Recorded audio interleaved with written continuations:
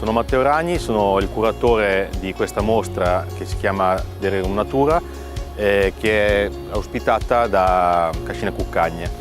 Negli spazi della Cascina ospitiamo quest'anno una mostra curata da Laura Traldi che si chiama Design Collisions. My name is Laura Traldi and I'm the curator of Design Collisions. The subtitles of this exhibition is The Power of Collective Ideas, because we have grouped 15 projects made by communities for communities.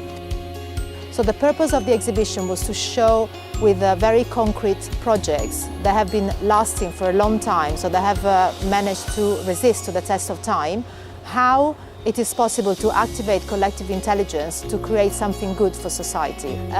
It is actually important that man, not as an individual, but man as a collectivity, is put at the center of design research. So this is what Design Collisions is about.